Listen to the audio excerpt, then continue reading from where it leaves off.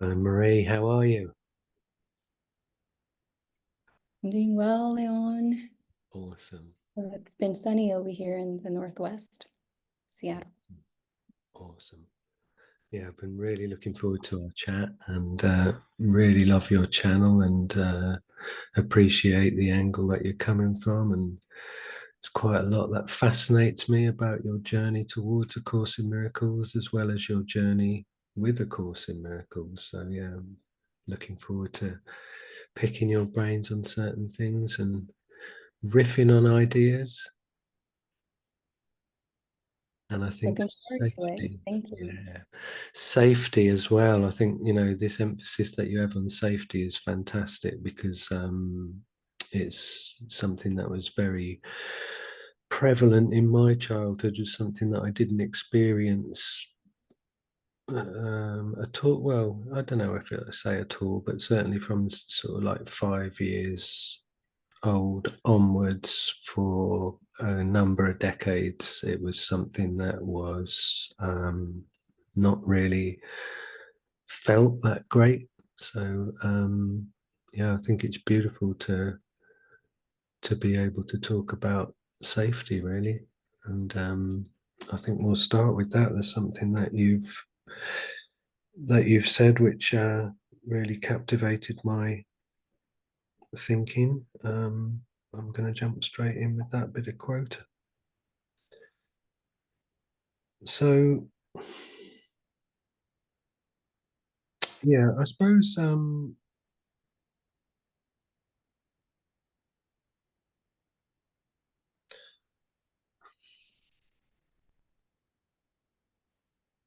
there's like a sense um, of the deference. So I know we were briefly going to talk about this before we pressed record, and then the feeling was let's not um, waste that opportunity for an authentic share to come through. But yeah, I think the deference in our evolution as beings when we've got to look to our parents for guidance for whether a situation is safe, whether an interaction with an adult is safe, simple things like hot and cold and all the information that we need to take from our primary caregivers that then creates this sense that our identities are shared, or the point where we start to think for ourselves is further down the line as we grow up, because we've spent such a long time looking to our primary caregiver to say, is this okay? What do I need to know? And we take that information from them. And then that means that when we reach this point where we feel like we can make the call for ourselves, there's often like a need for there to be quite a big pendulum swing away from what we were taught. And sometimes I'll say to people, it's simply, if your parents wore black tight clothing, then you can pretty much guarantee that as a teenager, in order to balance the books, you're going to wear white loose clothing. So yeah, I think if you could just drop into how you feel about safety, and let's just start with that. It'd be lovely. Yeah, thank you for that. And starting in childhood, I have a 29-year-old child, and I had her when I was 16. So as I hear you speak, I can't relate too much with when I was a child, but I can certainly relate to being her parent. Mm, And what I thought was providing her safety was providing her like a physical shelter, an education, mm, extracurricular activities, mm, expanding her mental horizons. So put her in swimming and dancing and gymnastics and all of these extracurricular activities. And there is absolutely no time for, how do you feel about all this? There is no time for um, emotional safety. And I was completely oblivious to that realm.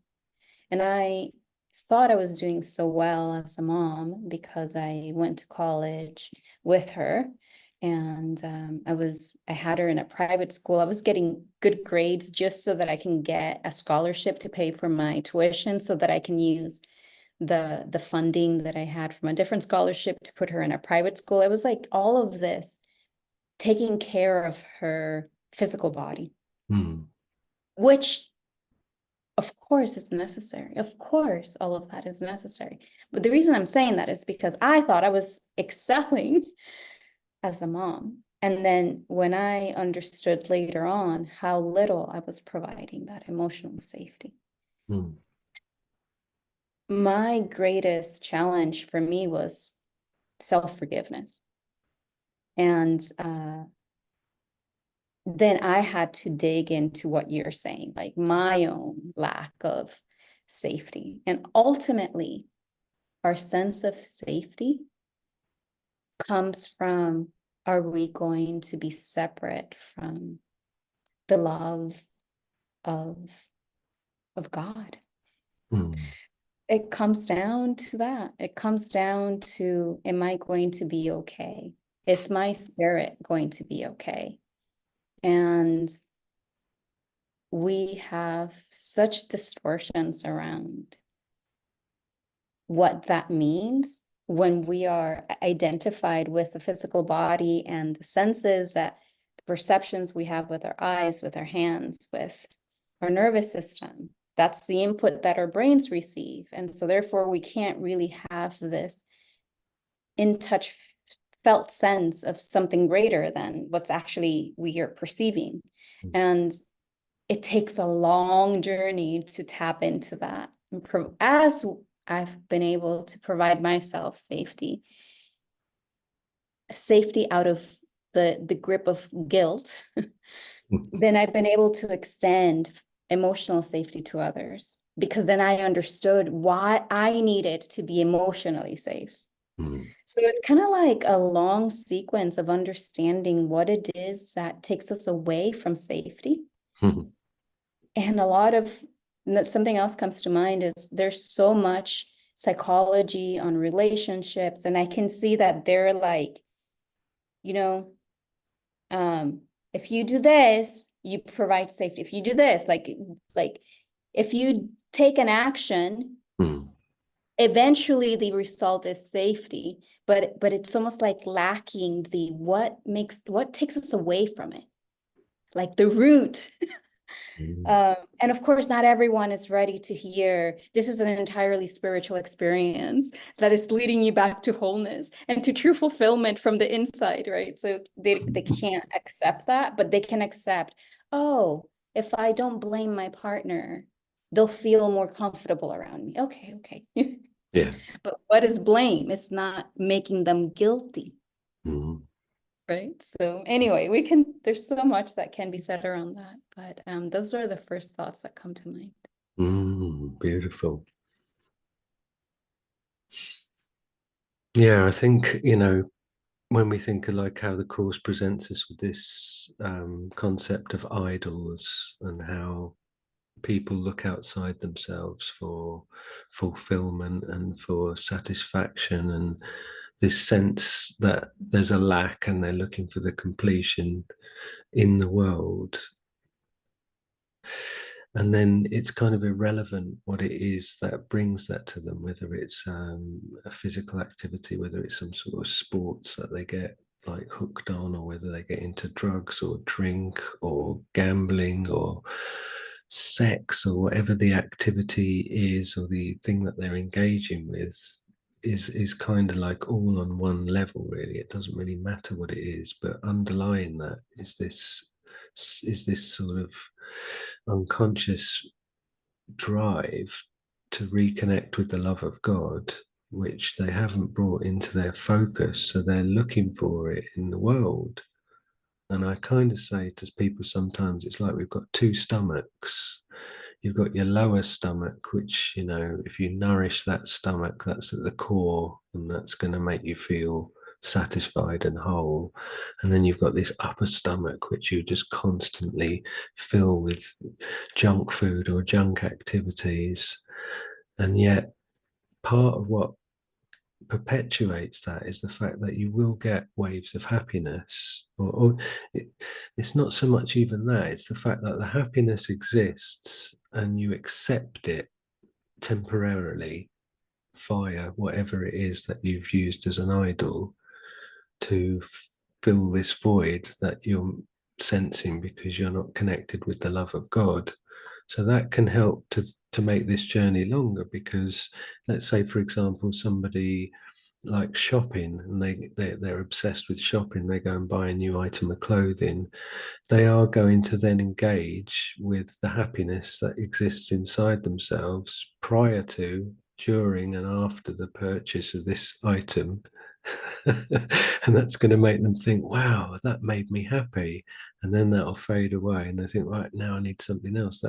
It's like, no, the happiness was there all the time. And you allowed it temporarily in that moment because of that item, because you believe that this lack can be satisfied by things in the world which you're idolizing, understandably, because you haven't either had it pointed out to you or you haven't reached that moment, that there must be another way moment where you want to nourish your lower stomach, which is only from the love of God. Yes. So let's talk about what God is. Yeah. Yeah. Because as I hear you speak, what comes to mind is I've been doing a lot of silent meditation over the past 7 years, Mm. and like pretty intense. Mm. Like I've spent more than 9 months in silence over the last few years alone, and like sitting in silence without phone, without books, just sitting in silence. And these are like the teachings of the Buddha, and there's no mention of God. Mm. He doesn't explicitly say the word God, right? So I Mm. say this because there's so many people that have had such an aversive relationship with religion. Mm. And many people have turned to science. Kind of Mm. like what we were discussing earlier, how there are these waves of exposure to a certain area of life. And it's almost like once it gets to a certain point, you kind of have to go back to the basics. Mm. Um, so for me, I went into sciences to try to understand the universe, to try to understand the laws of the universe. And so I studied physics and engineering to do that. And what's interesting is that you can actually understand the universe internally. And that's what I have been doing with silent meditation. You understand the inner realm. So the reason I'm bringing this up is because what is this concept of God? Like people can hear the word God Mm. and think of whatever understanding has been either placed there by others or perhaps through their own experiences.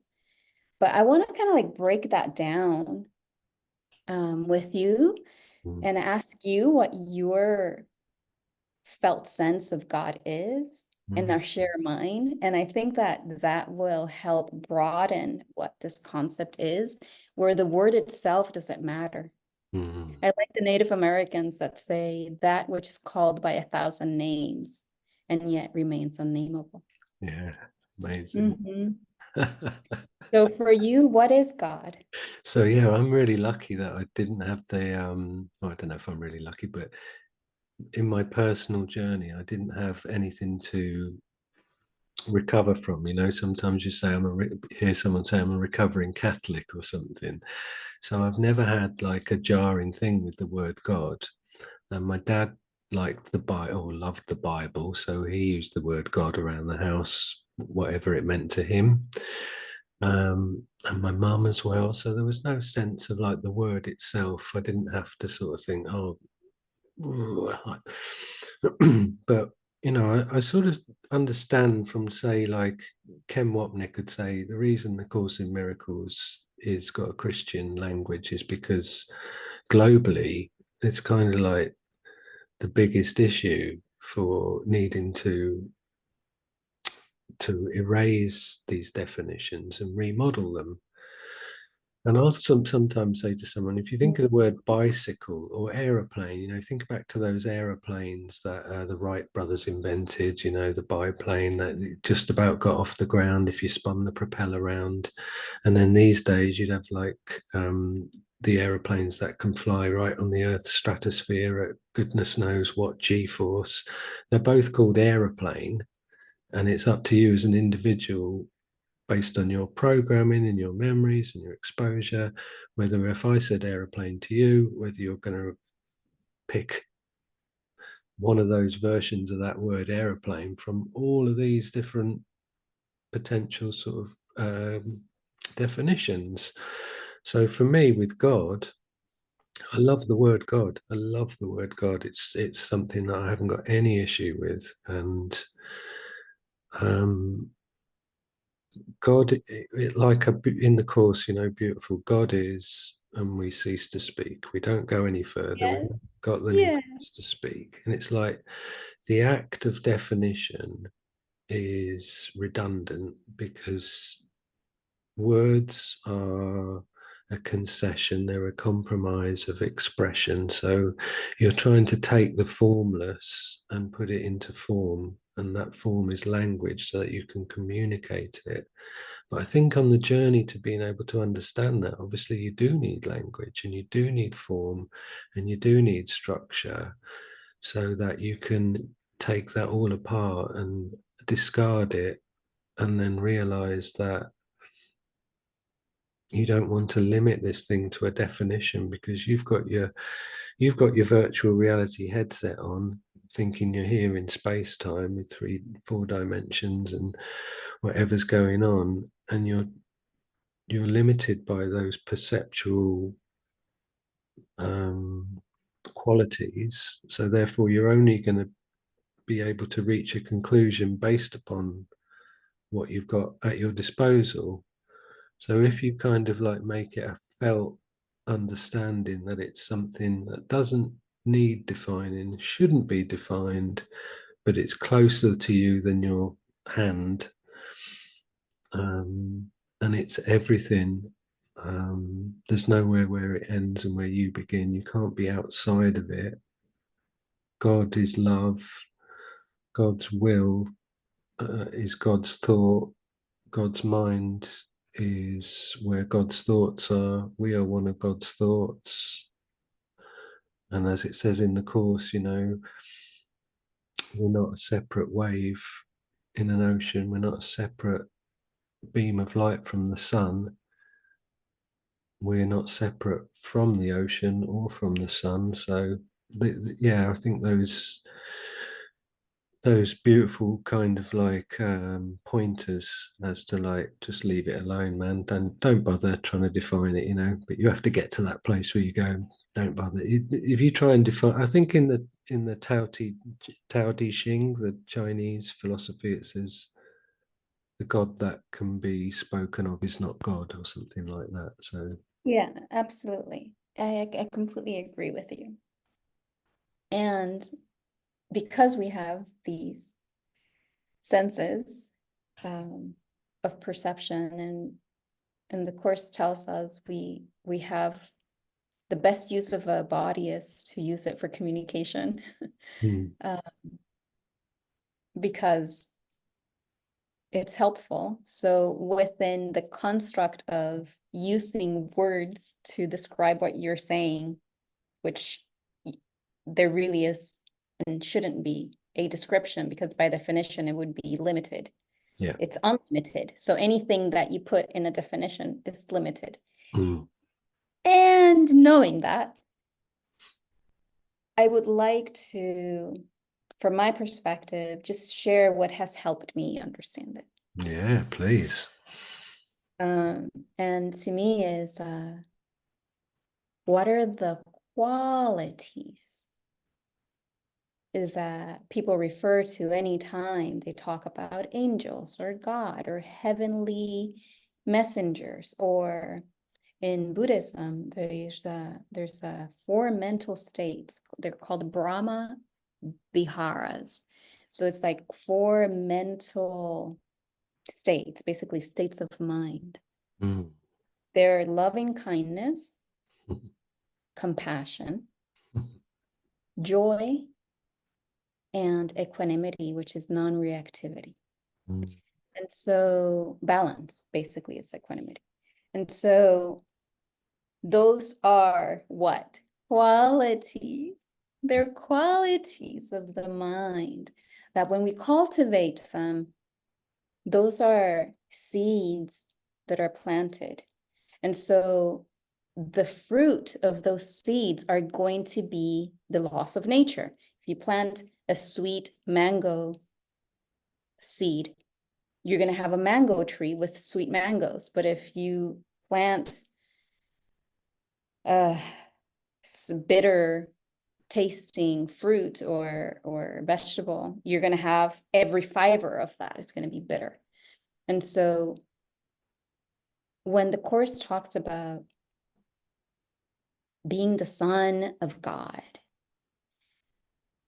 an extension of God, then to me is all of the seeds that are wholesome, that are nutritious, that are life-giving, that when you plant a seed, you say that, for example, you're in conflict with your sibling or with your child or with your partner. Okay, you're in conflict. That is the state that you're experiencing. But you can, with your intention, call upon, okay, I don't know how to get out of this, but may kindness walk with me. You're basically invoking a quality of a wholesome seed to walk with you. And that is the best that we can do to cultivate that felt sense of being in alignment with laws of truth and compassion and kindness and love, which ultimately brings joy and brings the understanding in the other person's mind, in both people's minds. The understanding comes from a shared, that's like what the miracle worker is in the Course in Miracles, is like this shared desire for releasing suffering or relieving it. Mm. A shared sense of that person may not know that they're in a fantasy or an illusion, but you know because you're in conflict. Mm. So the fact that there's conflict says we're not in alignment with the laws of God. Mm. What are the laws of God? Wholesome states of mind. Mm. So when we're not in wholesome states of mind, we can feel resentment and even trying to say, may kindness walk with me. Like I felt it myself. Like I do not want to be generous to this person right now. But this is the thing, that in doing that and practicing that, what you're doing is you're chipping away to your own farming for your own farm in there that I have cultivated unskillful Mm. like I have an entire harvest of hate and greed and distortions, right? Oops, sorry. And so in chipping away even the resistance to the thought of let kindness walk with me, Mm. when we chip away at it, we're actually taking the other person and ourselves Mm. out of the distortions. And the practice of that will open our own awareness to greater understanding of what love is. Mm. And so that's I wanted to share that because so many times we talk about being the sons of God or being the extension of God, but if we haven't practiced, what would that mean? It's Mm. kind of difficult to, like, you can just continue to use words, but they don't mean anything. Yeah. The practice of something, Mm. and that's what I wanted to share, what that something can look like in Mm. this process of understanding the course and ourselves. Beautiful. I love that as well, because, you know, thinking of some of the notes for this evening as well, with the word transference, you know, becoming redundant in a sense, you know, when you get the course, you know, because the course is like just super practical and it's about application, you know, and there's beautiful concepts and incredible poetry, and you could read it and just love all of that. But the actual practical application to increase your awareness of love's eternal presence is just, it's just amazing. And yet, you know, with concepts like there is no world or there's no separation between any of us as beings, there's no inner and outer. It's almost like that highly individualized curriculum. Say, for example, if the issue for me is self forgiveness, and it's something that I apply internally, um, the transference to that then being applied externally is irrelevant really, because the term's redundant, because these thoughts, these ideas, when they're put into practice, they, you can't keep it inside and not have it outside, which is why in the course when it will say, like, you know, the world's an outward picture of an inner condition, equally you could say your inner condition is a picture of the outward state, because you can't be really pissed off and grumpy and see the world as beautiful, or, you know, you can't be feeling fantastic inside and see the world as being this horrible, terrible, fearful place. Mhm.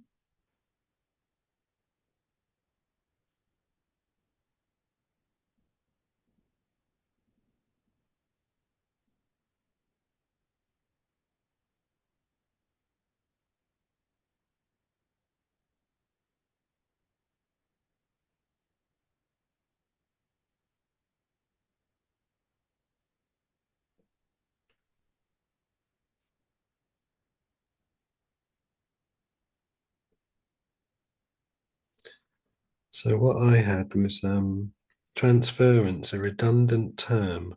When you apply a perspective or a thought and see the results without there being a demarcation between inner and outer states or space. And something that I've got here as well is I really appreciate your emphasis on noticing and allowing our recognition of where we are on the spiritual evolutionary process. Let's not get too far ahead. Let's not believe we're further behind. The markers or the indicators are vital to us, maximizing the potential for us to interpret the symbolic language we communicate to our minds with. So I think, you know,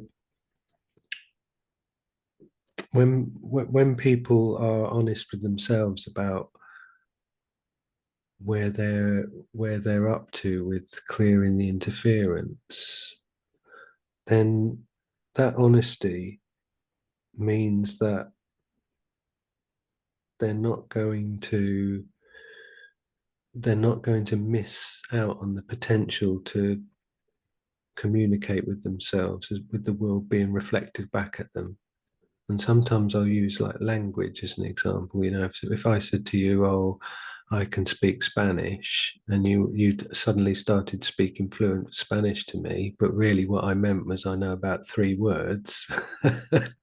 I may as well tell you that I know 3 words, and then you'll go, "Oh, what are those 3 words?" And then you'll use them, and you'll say, "Well, here's a fourth word. Here's a fifth word." You know, whereas it's only yourself that that that you're limiting really with that idea. Whereas if you are honest with yourself, then that reflection back can meet you where you're at, and therefore it can facilitate your growth towards learning more. That's beautiful. That's a beautiful metaphor. So what I hear you say is wherever you are, Mm, be authentic and mm, honest and mm, non-judgmental. accepting of where you are. Actually, how could you not? It's where you are, right? Yeah. That's what it is. And have the courage to share that with someone else Mm.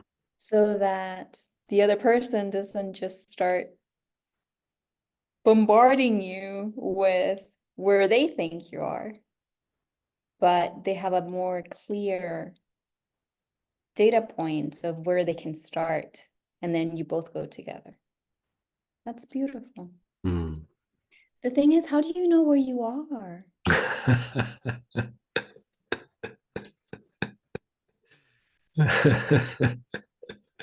Excellent. Right, that's the podcast done. I think we'll leave it there. We'll leave everyone with that question.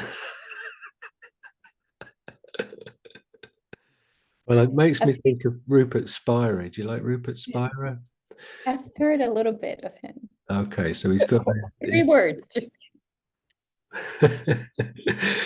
he's well, I'll give you a fourth word. So yeah. Rupert does this wonderful thing where he's speaking to someone and he very gently answers their question when they, by asking them, you know, have you ever had an experience that wasn't here? And he said, have you ever been there? And they're like, no. Okay, so you've only ever experienced yourself here. Have you ever had an experience that wasn't now? Did you have an experience that was then? And the person's like, no. And he said, so, you know, you've only ever experienced now, here and now. That's where you are. You're here now. And it was a very gentle, that's a short version, but it was a very gentle way of bringing that person to their present moment awareness and and giving them the opportunity to use that as their starting point. And again, that's a great example because he so let's say he studied for 50 years or something on the nature of his mind and being and accessing the peace that's our natural inheritance. And this other person came to him from a point on their journey that wasn't the same duration. There's no judgment, there was no looking down, there's no holy ego, there was none of that. He just sort of, because they told him where they were at, he was able to help them with exactly the right language to give them the tools to move forward a bit, to take the next steps on their own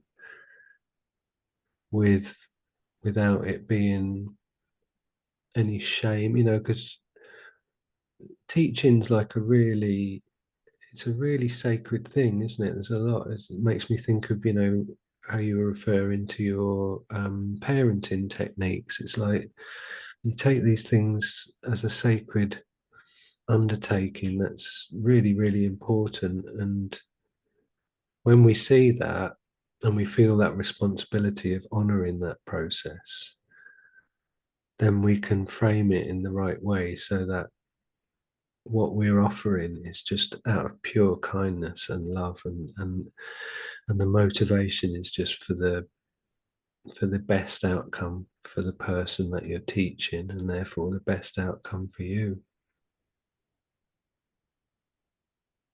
It's so beautiful. And as you were speaking, what was coming to mind is when I worked as an engineer for many years, and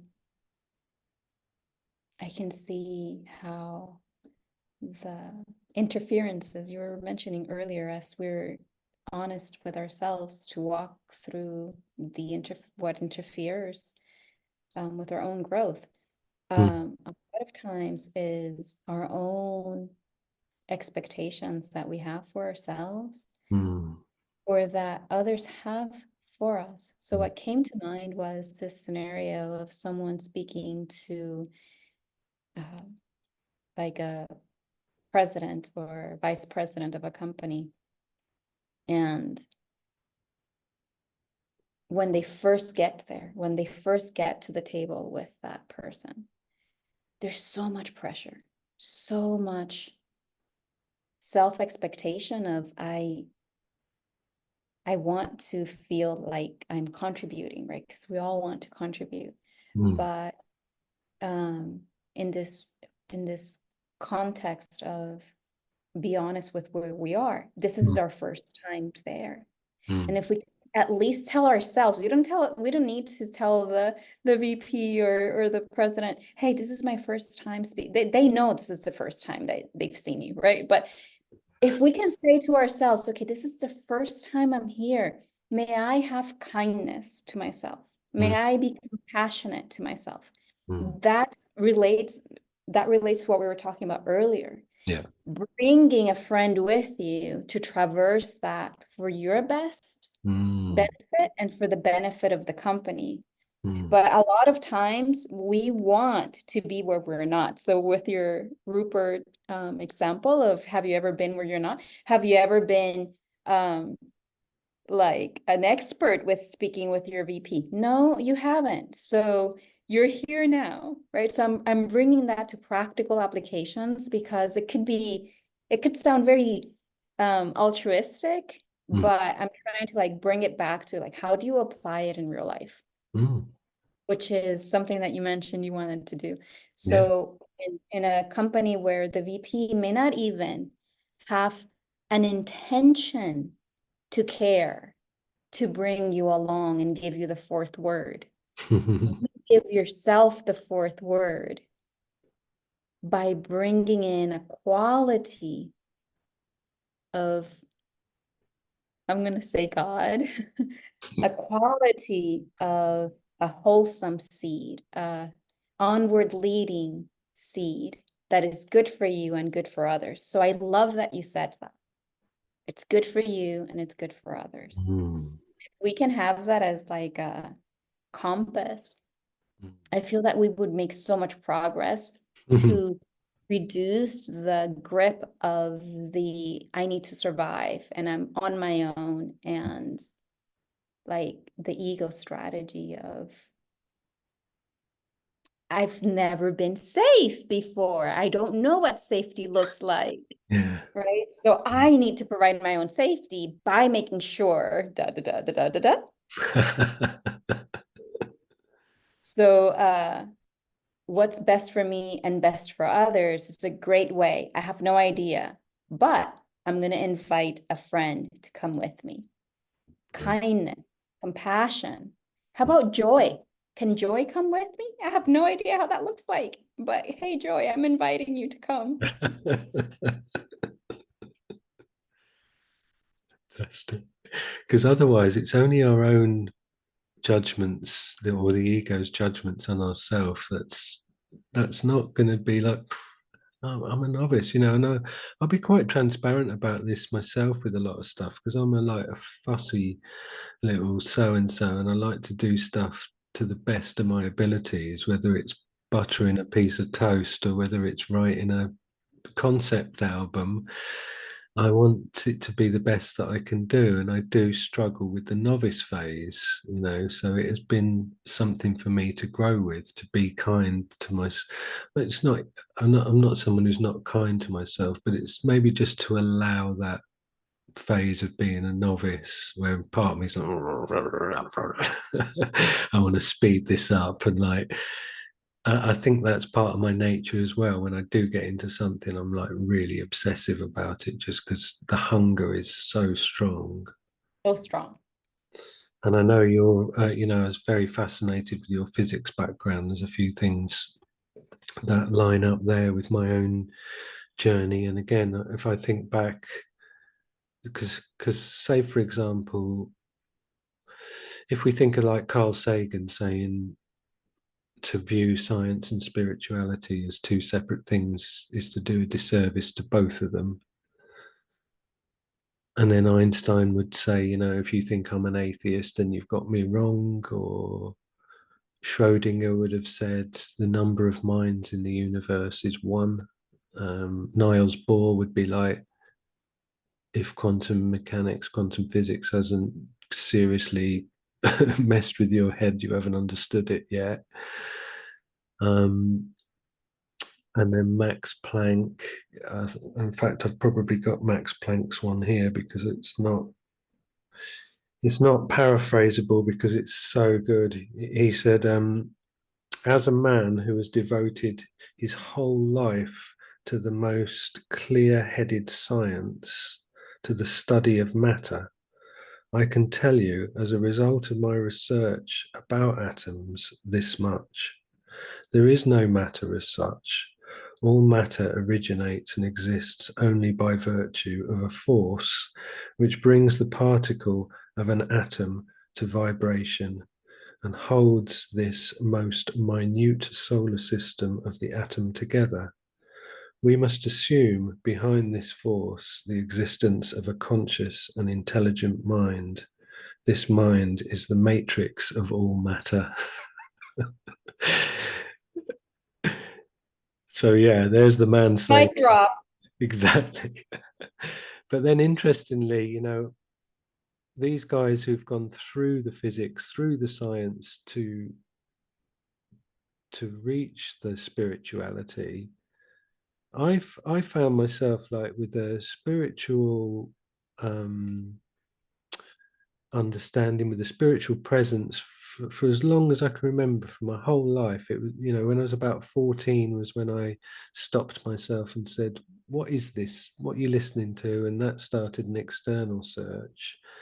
And then physics and science didn't come to me until 2016 when I watched the movie Interstellar, and I was just like, which I've now watched probably 15 times because it's just like mental.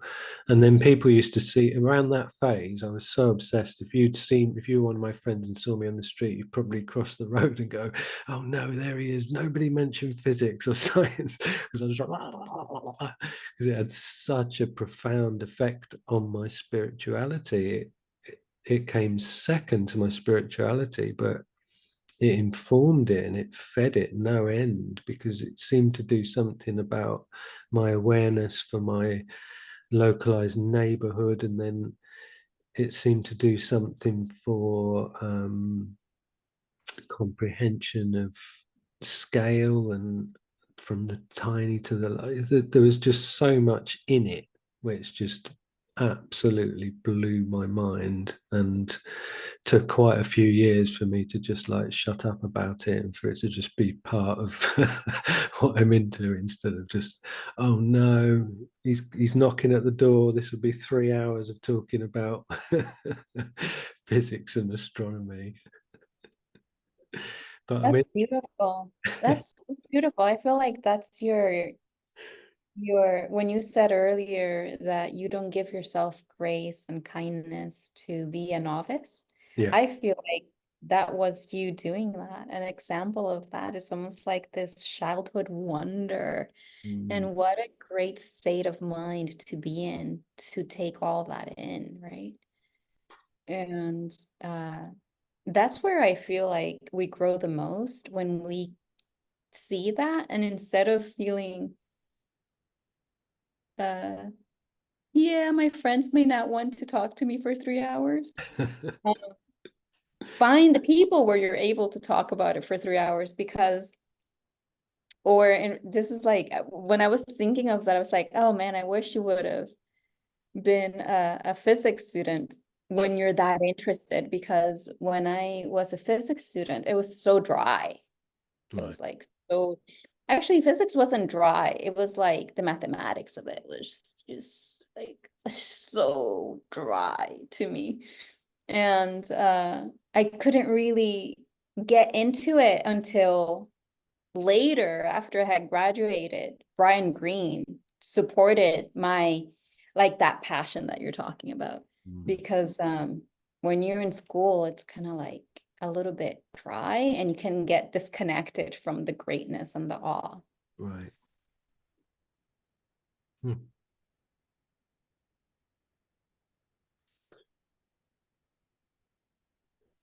Yeah. What did when when you found that you kind of outgrown that interest, if you like, with the physics? I know you've spoken about having to change worlds as such and move into a different realm. Then we leave people behind. I mean, who we knew from a different phase in our lives, from different interests and whatnot. How much of that reinventing yourself was comfortable? You know, is it just something you moved into with allowing yourself, or was it very gradual, or was it stark? Yeah, that's a great question. And I feel like I have reinvented myself so many times in life.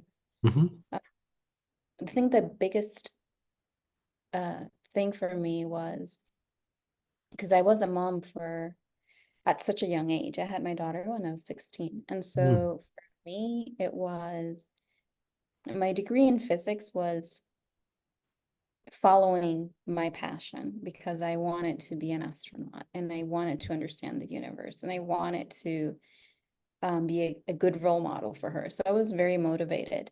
Mm. But I was working at this is kind of like a little side note. I was working at this radio telescope in astronomy in Puerto Rico. It's called the Arecibo Radio Telescope, Mm. national like National Astronomical and I don't want to butcher the name. So anyway, the radio telescope in Arecibo. And my teacher saw me come in my little Toyota car and he goes, "Oh, that's a nice car. You should take care of it." And I was like, "Why?" And he goes, "Well, that's the only car you're going to own as a physicist."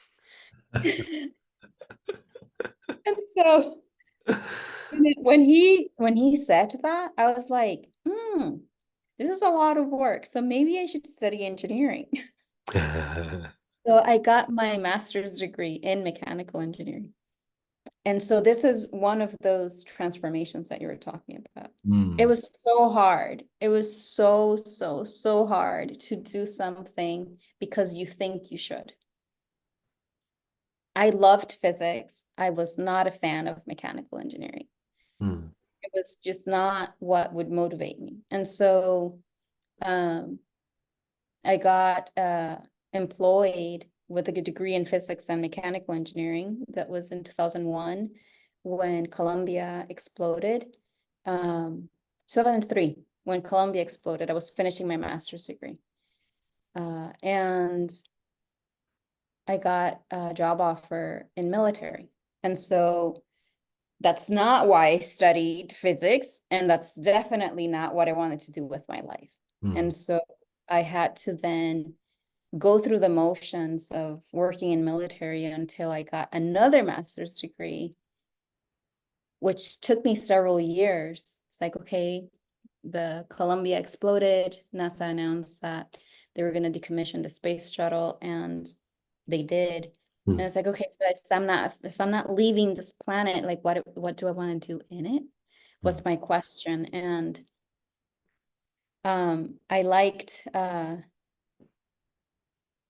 this concept of like, how do you make people love the products they use? Because as an engineer, you don't learn that. And so I got a degree in human-centered design and transitioned.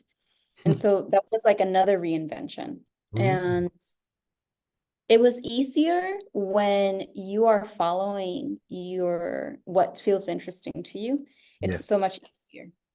Then I tried to excel in corporate and like I saw like all of this nonsense. Mm. And so I thought, let me reinvent myself again. I started dancing but very competitive.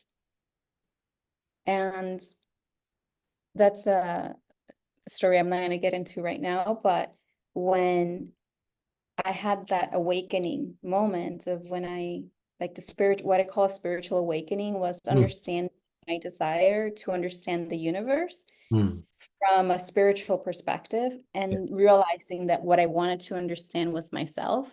Mhm. So in that moment, it was a no-brainer to let 20 some years that I had built an entire career around science and engineering gone. Like a year later, so it's a great time. Mm. On May 15th, 2017 was my spiritual awakening. And Nice. on May 5th, 2018, I quit my job. It was like a year of integrating that moment and I'm out. Yeah. And started to travel and understand about meditation. With the same intensity that you were understanding science. Couldn't get enough of it. Did you hand it over to me then on some sort of psychic plane? I think You we're happened to all doing science. that, right? Yeah. So to your point of, is it easy? It's easy when you're interested in expanding. But when you should yourself, Mm. never should yourself. I Mhm. should study engineering. It's brilliant. Yeah. Yeah, it doesn't Yeah. work that way. Brilliant. Tell you why that's really cool as well, because that fits in with the whole thing of like being honest with yourself of where you're up to. Yeah, that's exactly the same interpretation of that. You know, don't should. How did you word it? Sorry, don't shouldn't you? Don't should yourself. Don't should yourself. Yeah, because it's exactly the same feeling of just. It's about allowing and giving yourself permission. It's about no guilt. So therefore, if there's no guilt, there's no judgment. And although forgiveness is just this beautiful form of perception, you know, we're given the understanding that it's like, don't forget, forgiveness is still temporary. It's still a form of perception, but it's the only one that leads away from illusion towards truth. And something I stress a lot here is like forgiveness is passive. It's like when you think of the definition in the workbook, when it gets to what is forgiveness, it says forgiveness waits, it watches, and it merely just like it judges not. That description is something passive, it's inactive, and its definition is only relevant or animated as such by the counterpoint being judgment, which is very active, you know.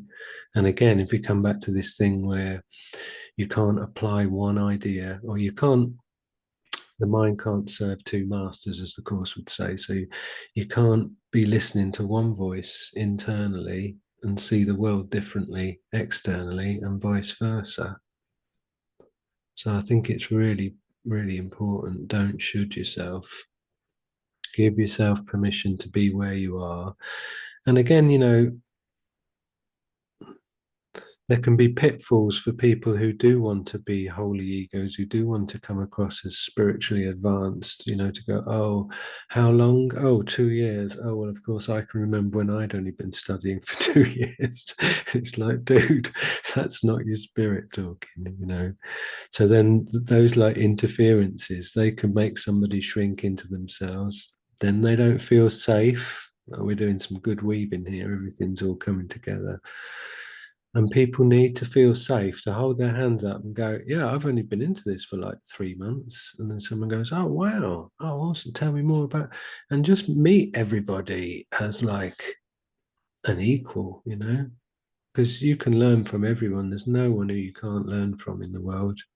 And if you want to go back to whatever remnants we've been left with from the real man Jesus, who lived, who wasn't turned into something symbolic by people whose intentions weren't good, we know that that guy went and hung out with the people on the streets. You know, he didn't go to the universities or to the cathedrals to go and talk with those people. He went right down at ground level to share with those guys and to learn from those people.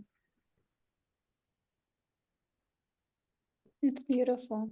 Yeah, I love what you're saying, the interference. I think this ties back to, how do you know where you are? How do you know what interference feels like? Mm. Because if I've been doing, oh, I can tell you, I was one of the first people who had a spiritual awakening, and then I was telling everybody how much they didn't know, how much I realized I didn't know. I'm letting you know you don't know either. If I didn't know, you certainly don't know. Fantastic. But that's just our own projections. Yeah. But so how do you know where you are? This goes back to how do you know where you are? which is no different to asking what's God to you, in a sense. Yeah. And I Well, can you think bring that something from the physics model to that? How do you know where you are in terms of, like, if you think of the science approach of postulating and then trying to strike off what something isn't, and as a result of that you find out what it is there anything from that model that can help to say, how do you know where you are? your feelings, Mm, the course tells us that too. I was actually just reading that earlier today. Um, your feelings, how you feel inside mm, is the indicator mm, of what seed was planted. So by their fruits you shall know them, right? mm, What does that mean? By how you feel, you shall know what seed you planted. mm, And so you were saying earlier, the mirror that the world is, right? So if this world is an expression, if you can't have two masters and you can't have an internal view and reflect an external view that's different, how mm, do you know who you are? Well, look at your relationships. mm, How do you feel with your coworkers? How do you feel with your manager? Do you feel different between the two? mm, Why do you feel different between the two? How mm. do you feel about your children? How do your children feel about you? How does it's a felt sense when someone, can you take constructive feedback? Can you Mm, think what is best for both of us? Or mm, are you like, mm, so where are you? mm, Well, be honest with yourself mm, of how your relationships are. And but that's tricky too, because I feel like a lot of times the relationships that are most sticky and challenging are like divine messengers helping us to see where we need to grow. So I would say it's not about all the relationships, but perhaps look at the most challenging one. mm, And that's a good indication of where you are. mm, That's what comes to mind. And then in terms of like data points from a scientific standpoint, mm, with the most sticky relationship, mm, by bringing in the intention, like pulling in a friend, bringing in the intention of, in this conversation, I mm, am going to do things differently and I'm willing to see things differently. mm, May I speak with kindness? And then as a little, like you can take a little notebook, like scientist, and write down, on this day, I did the intention ahead of, like you can even like set it, right? yeah. This day, I'm going to have a conversation and I'm going to use this tool. What Mm, was the outcome? And you record it, you log it. I mean, this is almost um, painful to say it that way. But if you do that, you can see when you applied the tool that mm, was skillful, and mm, the result of it is by the fruit you shall know them. The mm. result of that conversation is the evidence of what seed was planted to going in. Yeah, I love that. That's brilliant. Data points. Wow. And I'll tell you what came to mind then was like, um, when we're not honest, when you say, where are you? If you're not honest with yourself, then you're not going to feel safe. Back to the beginning. Because you know you're not being authentic, and you know that. And I think about something that Marianne Williamson says a lot, which really, really resonates with me. When she says, we live in a self organizing and a self correcting universe Mm. where the embryo has already got the imprinted intention and blueprint to become a child, and the seed has already got the imprint and intention to become the tree. But she also talks about it being like non-rational rather than irrational. So from that rational part, it's like it's non-rational. And then she cleverly pulls in like a Martin Luther King reference where he'll say, then you can call on your cosmic companionship. And yeah, I think, the safety is the whole crux of the thing. The swing is like the safety comes from where you've positioned yourself. Where are you? Have you invited in what's outside of your sensory, rational perception? Or do you feel alone and separate in a universe that you feel responsible for maintaining? And you feel like, she kind of, again, cleverly sort of says, the same force that lets the sun spin and with the planets going around it, or are you going to feel like you need to be responsible for spinning the sun today and keeping everything in its orbit? That's beautiful. It relates a lot with my own journey with sharing. So for a long time, I didn't feel. Remember, I told you when I've had my awakening, and I was like telling everybody how much they didn't know, and then I realized, oh my gosh, I don't know anything. And I went silent for a number of years, and so in my YouTube channel, you will see I started sharing like 4 years ago, and then I went silent for like 2 years, Right. and then started sharing again last year, and then went silent like a few months ago.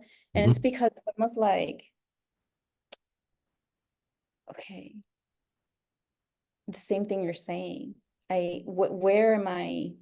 I want to make sure that what I share is shared from a place of authenticity. And am I bringing in something greater than me to speak through me, or is this just me trying to post online for what purpose? It's like I just wanted to make sure that I was being guided. And so then how do you hear that voice? I don't have like that experience that some people say, oh, I've been guided to Mm. say that, like, I don't have that consciously. Mm. So then how do I know? And it took me a long time to feel confident, to trust that I don't need to know. This is what you're saying. Do you have to be the one who makes the sun shine today, right? It's like in the book that Helen's notes, Mm. the the I think it's the text of the Course in Miracles, the first 8 chapters. Yeah. Uh, Jesus tells Helen, when you don't write papers, you basically, no one is reading them, but you also don't let me influence what you write. Mm. And I read that like a direct message for me. When Mm. you're not sharing with anyone, well, first of all, no one will listen, but you're also depriving a bigger energy to come through, Right. um, stepping out of the way and just use your vehicle to Mhm. communicate. So yeah, it's definitely hits home of being authentic, and we're being authentic of where you are, and accepting the answer sometimes is like literally written for you. And so was What's that that? was that like a driver for your, how conscious was the journey into to the silence and to the meditations? Was it something that developed gradually, or was it something that was quite glaringly obvious for you? It's like learning a language, isn't it? Yeah. It was gradually Mm, um recognizing. So remember when we talked about the data points mm, and having a conversation and having an intention ahead of time and see how you feel after and see what happened after. mm, So I was searching all over the world when I quit my job, like all over the world. I call it the spiritual marketplace. There is so much in the spiritual marketplace, from mm, astral projection to um, the Egyptians and so much modality, so many modalities with energy, so much of it. And I had no concept of any of it because I was into sciences. So mm, mm, that everything was so foreign to me in terms of like spirituality. So I was just exploring like a child exploring.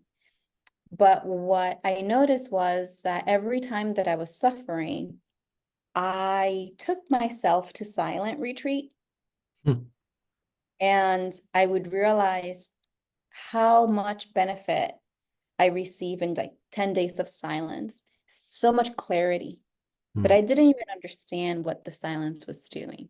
But mm, now I know mm, that when you are meditating, you're basically bringing the mind back from the past or the future, and you're just like feeling your sensations in your body at at the expense of whatever else was in your mind. It doesn't matter for 10 days. You come back to the present moment. And you do that over and over and over again. And it's like deleting apps from your phone. mm, It's like deleting the mm. you were calling earlier the resistance or the Oh, what did interference. the interference. Mm, You're deleting the interference from your mind unconsciously by simply being present. And so over a year of that, I kept bringing myself to silence for 10-day retreats. So I did like 50 days in the first year. And then I needed more, like I need to do. So then I did a 2-month silent retreat, then I did a 3-month silent retreat, then I did a 2-month silent retreat. So I just kept doing like the longer retreats. mm, And so it was gradual, but now I can see that I was suffering. right. And the retreats would be the one thing that would help me at an unconscious level remove the deep rooted insecurities. And now I can see more clearly when my mind throws in insecure thoughts. That's basically your programming. That's basically what interferes Mm, with having a life that is flourishing, because we are like a little seed that comes to the mind of unworthiness or insecurity or safety, lack of safety. mm, Um, it just comes to the mind and we're so unconscious of it. And sometimes we play out like an entire story, which is just miscreating, complete miscreation. What the course says, you're mm, miscreating. mm, You're not creating from a place of love. You're like all these judgments and self-hatred.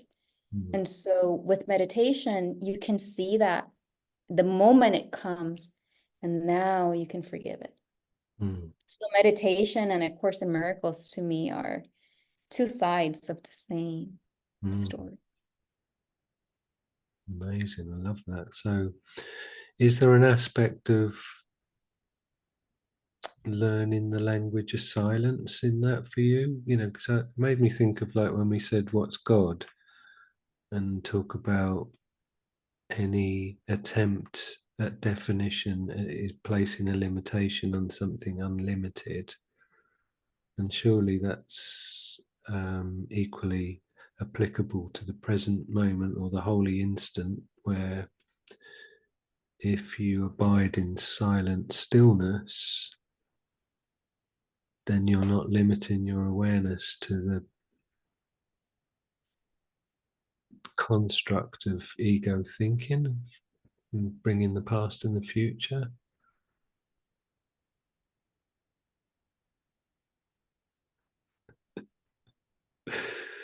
Good. Best answer. So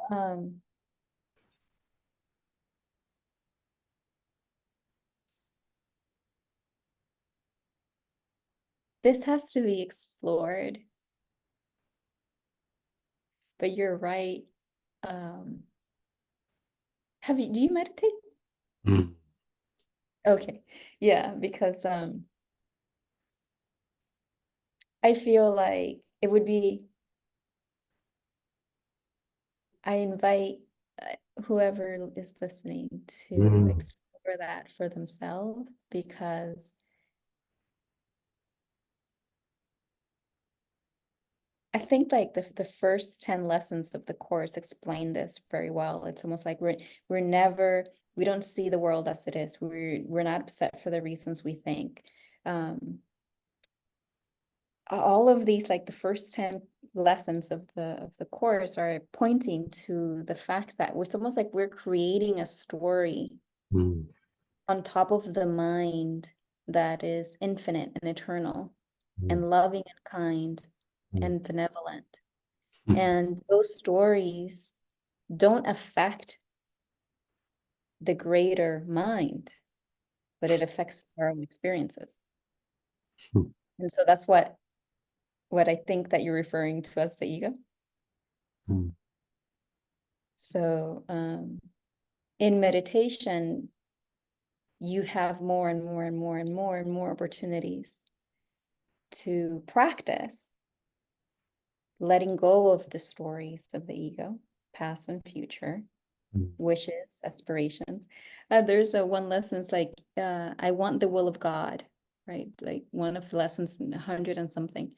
Yeah. I want the will of God. It's like, yes, so you want the will of God, but you also want XYZ, right? So those I wants are the interferences. So when you sit in meditation, it's almost like enabling these interferences to be quieter so that we can tap into the stillness that can't be defined, the unlimited potential of the mind Mm.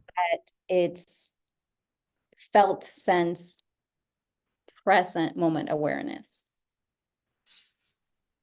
And there's no, I think I've heard, though, remember I said that I know 3 things from Rupert. Go on, drop one. One of them was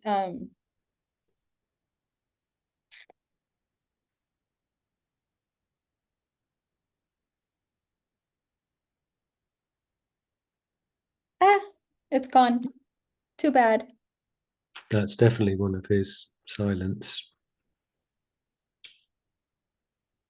Definitely, I definitely recognize that he would certainly communicate the use of silence. I tell you what came to mind listening to that. That was really lovely. Was there's an Adi Shanti phrase that I really like where he says it's one of the most incredible things I've ever heard. Actually, it's probably better than saying I really like. And he says, imagine trust in silence more than any thought that you could ever have. That's what I wanted to say about him. Yeah. So not that one, Yeah. but No. he said, I heard him say that awakening, or like this moment of enlightenment, having a cup of tea it's more exciting. Having a cup of tea is more exciting than this moment of pure awareness and understanding. I see. The reason why I wanted to bring that up is because when you're meditating, you could be, the ego may perceive it as the most boring thing. Sure. How can you possibly want to be in a silent retreat for 10 days, let alone 3 months? And those thoughts of boredom are interfering with that experience. of silence. Mm. And this is why I'm saying it has to be experienced, Mm. because it's a silent that is so fulfilling. Mm-hmm. And it's only like it's like a cultivation. It comes with practice. Mm. It's a re-identification with your true self and your true nature, to learn that language of silence through the experience of sitting in it. And yeah, the firework displays, the ego is all about ups and downs and peaks and troughs and outbursts, and it's not about just a measured presence. It's the opposite of that, really. And it's interesting because one of the things that came through from my wife one day was she was she came to me afterwards and she said, "Oh, I've just had this really amazing kind of vision of like we're here on the world and we're in like a snow globe, but when we use meditation and position ourselves in that experience of meditation, that's got the greatest potential for us to make the glass dome more porous."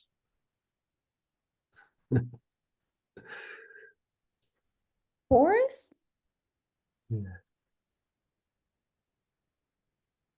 So it's like when you're in the thick of the world and you're and everything's going on and you're busy and all the rest of it,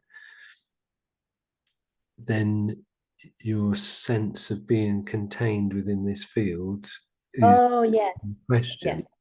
Yes, yes, yes, Drop yes, yes. into meditation, that's when the illusion Yes, of the dome yes. is at its weakest or something like that. Yeah, that's beautiful. It's back to what noticing the interference. So the making the glass dome more porous is reducing the Mm. interference. Yes, I love reductionism as a word that I use a lot on the podcasts, and also it's making me think about the, off the chart profound revelationary experiences that I've had in the last however long. The ones that have been the most incredible are the ones when Leon I wasn't present, and that sense of individual self just wasn't there, and I was having an experience that was just in ultra high definition, silent stillness, abiding, and from an ego perspective, I think I've said to people before, it's like having receiving an invitation for a party, and on that party, instead of saying your name on there, it says, "This party will be so much better if you don't come." And it's like that with your ego, it's like this experience of this moment will be so much better if you don't come. And yeah, in that, and I miss that if I don't have that experience. And a lot of my inspiration comes from that experience. It's something that I like to do at the start. I'm more of a start of a day kind of person than the end of the day.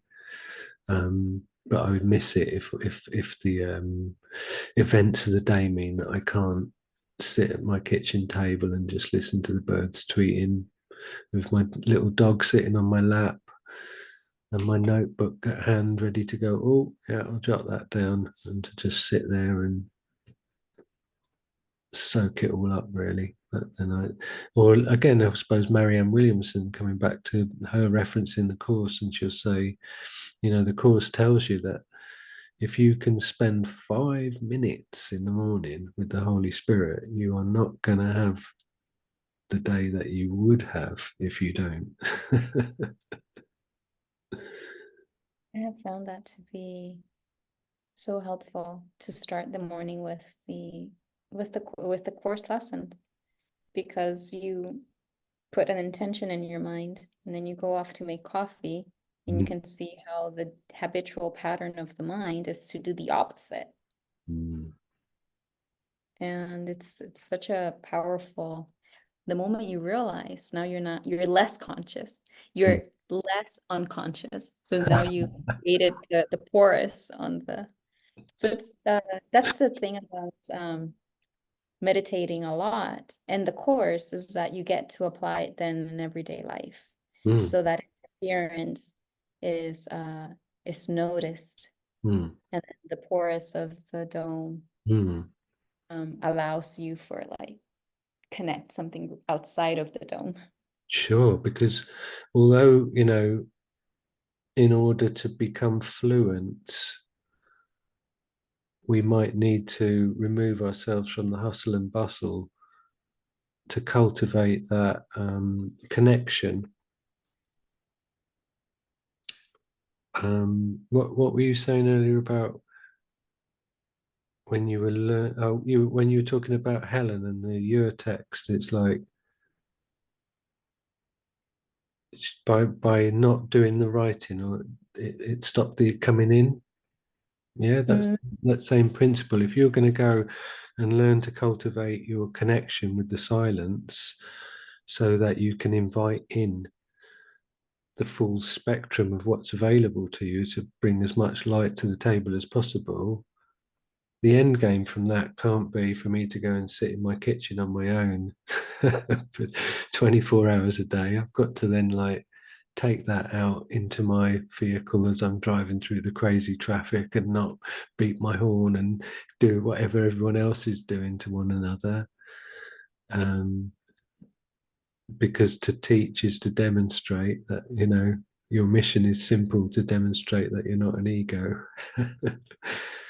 And take it to your relationships and take it to the activities that you are engaged in rather than the inactivity where you cultivated it. To use your farming and seeds vernacular again. yeah.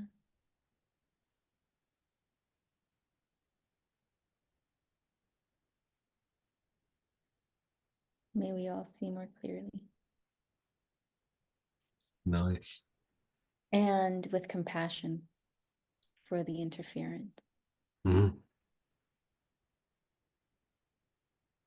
Which is the forgiveness, forgiving ourselves and then forgiving other people, or for some people it's easier to forgive others and then that gets applied to themselves as they see themselves as localized points of consciousness in the quantum field.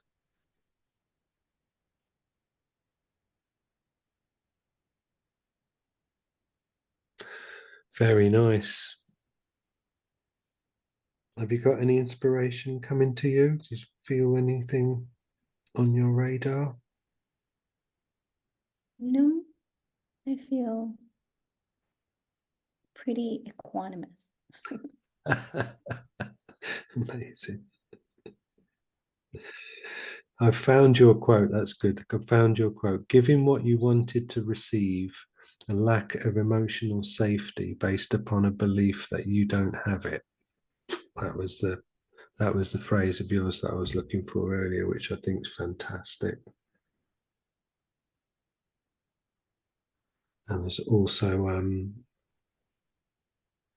what I appreciated was you talking about the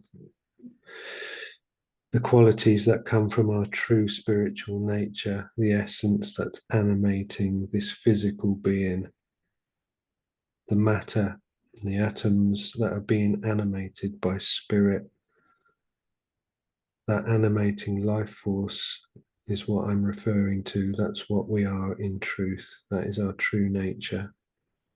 But because of innocence, we've been animated by life and we think that we are the body that is limited, that is lacking, that is unsafe, because we haven't gone inward to understand that our true nature extends beyond physicality and it's actually an expression of life itself. And the more that we go in, the more that we identify with truth and wisdom and seeing clear intentions, the more this gets revealed, the more peace we feel. The peace created me peaceful. Acceptance created me accepting.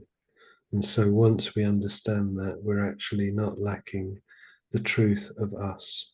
It's just us.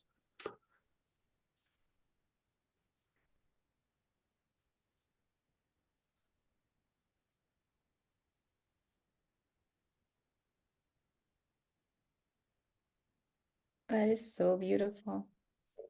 Yeah. And it's like, I said that.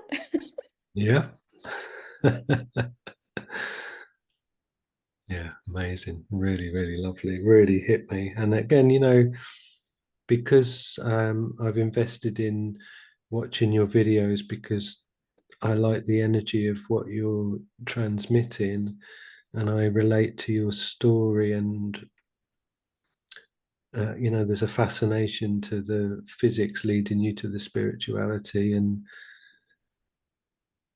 all the different teachers and students that I've spoken to with course passion these days. The background, the way the direction that they came to the course, how that coloured their engagement with it is always really fascinating. If someone came from a background from a computer sciences, or if someone came from journalism or literature or therapies or whatever it is, that colouring of their lens as they take on the material, I think it's really fascinating. So what I appreciated about that quote was I could sense the bigger picture that come through as a consequence of looking at the smaller picture. But yeah, in worldly terms, physics being like the word physics just means nature, I think, doesn't it?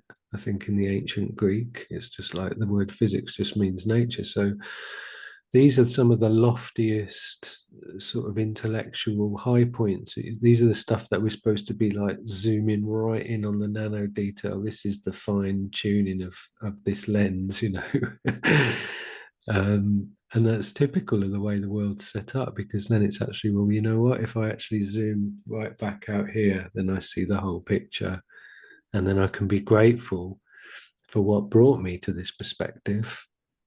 But I've gone beyond that, which was why I found it interesting for myself, when it was like, why it seemed weird that I had a missing piece of my jigsaw, which was all of that information that came to me through studying to what degree I did.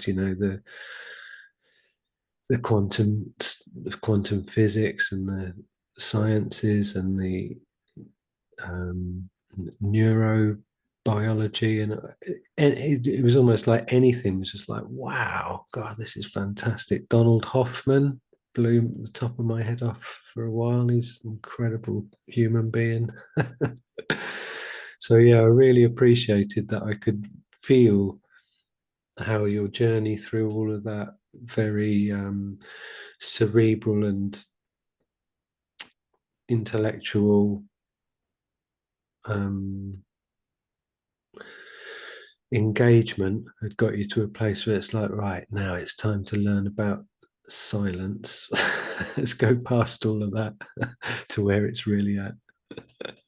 Still a work in progress. The whole thing is more practice. Yeah, we all are. More practice. Yeah.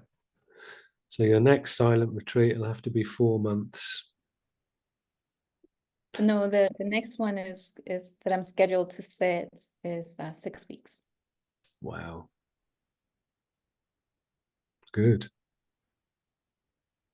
Amazing. Thank you for doing that on behalf of us all, or one of us. Grateful to So, yeah, thank you very much indeed for a really beautiful conversation. I'm sure that people enjoy it as much as I have, and hopefully you have, and they'll pick up on that authentic frequency of truth, and it can cast its light into the minds of those who would like to accept that light. Hmm.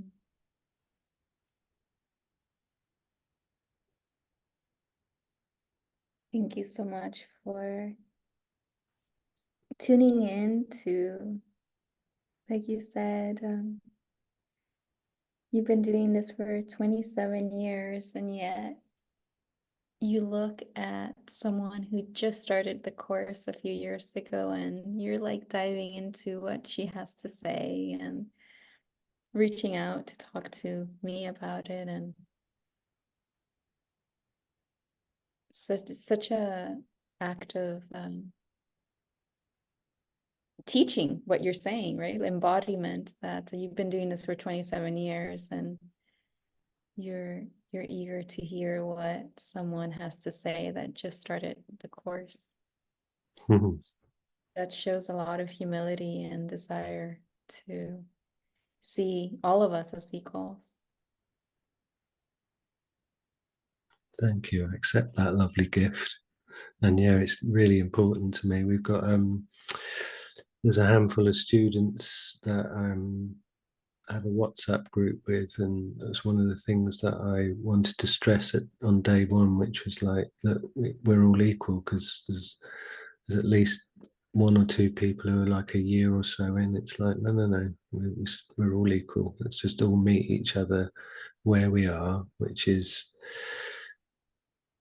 we're made from the same stuff. It's like there's only one mind and we all share that mind, and every apparently separate part of that mind is the totality of God and Christ. There's no separation, there's no difference. And like I said earlier, we can all learn from absolutely everybody. There's something, and it's just a beautiful interplay and interchange of understanding, just like a relay race. Pass it to one person, they pass it back to you, you pass it to someone else. And together we all win. We come first and get the prize.